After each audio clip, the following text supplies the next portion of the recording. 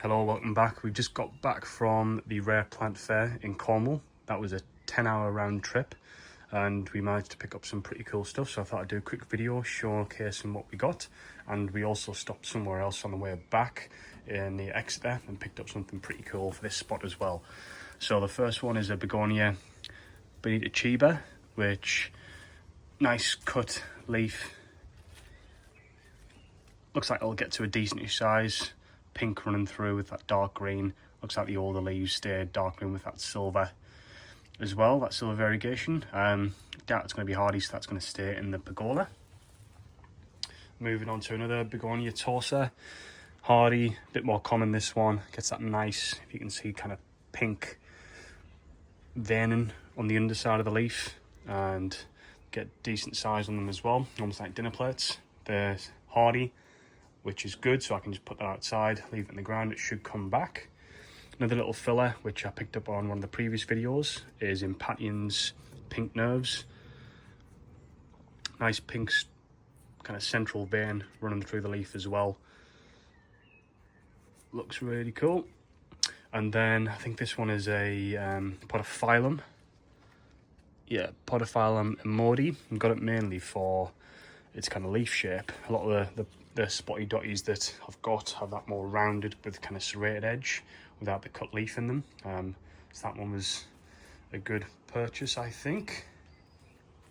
And then down here, this is a pretty cool one that I don't have, and I've become a bit more of a collector of more of the unusual stuff. This is Brasciopsis, which you can probably tell by that kind of sharp spiky stem on there, and that's Mayanmar.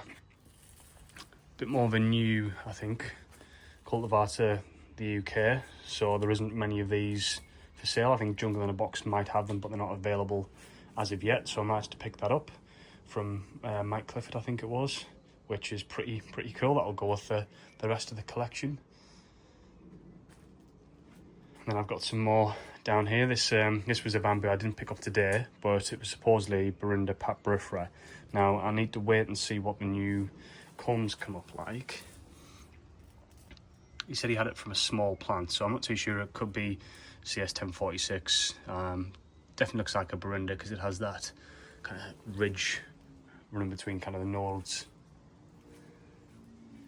And let me move on to some of these, which I'll unpack before I show you the big one.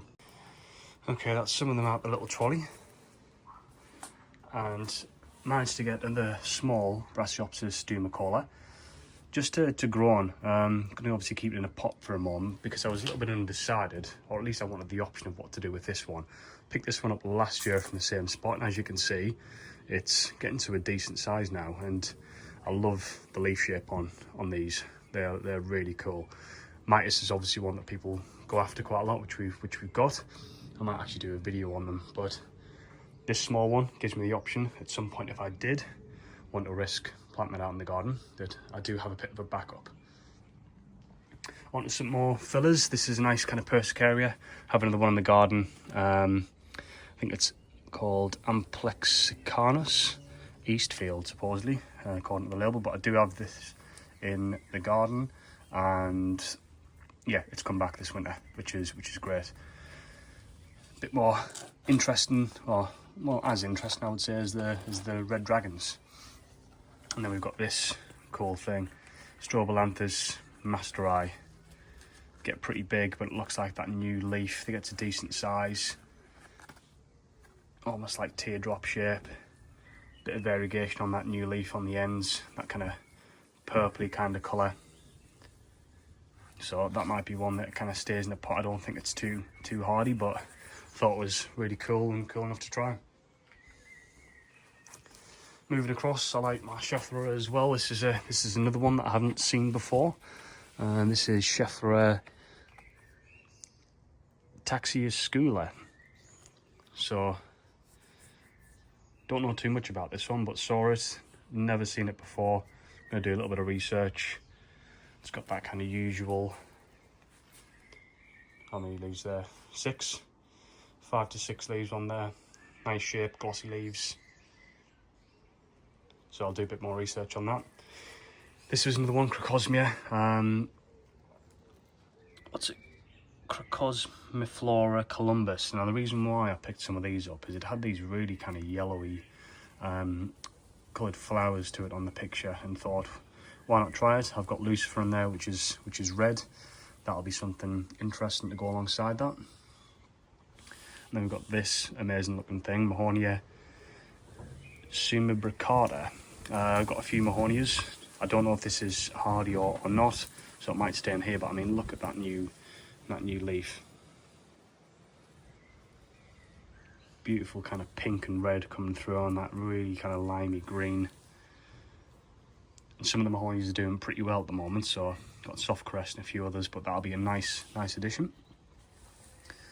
And then I managed to find this, so Metapanax delavi with that kind of strap-like leaf to it. I've got Metapanax davidi over there, which is a lot kind of thicker leaf, something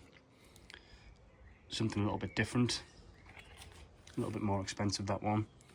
And then another Impatiens down here, Pritzeli Humber red, much darker kind of green, kind of burgundy almost. Another nice little filler plant.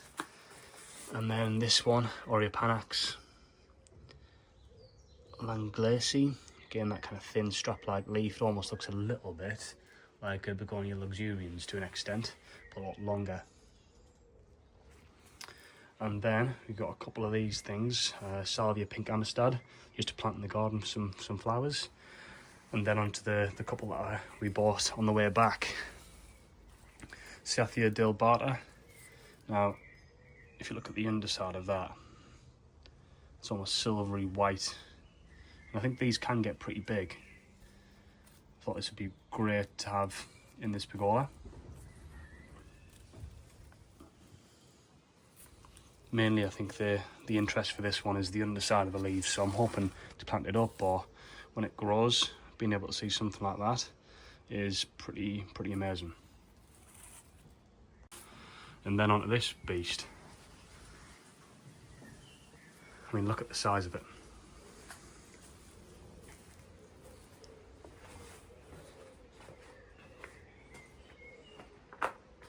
The black tree fern, Sathia medullaris.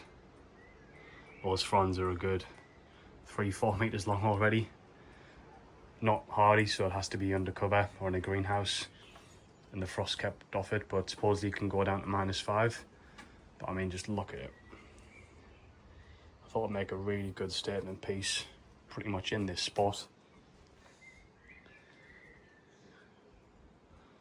Just to grow up and give a bit of a canopy in here.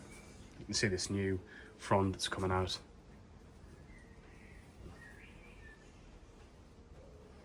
Really happy with that.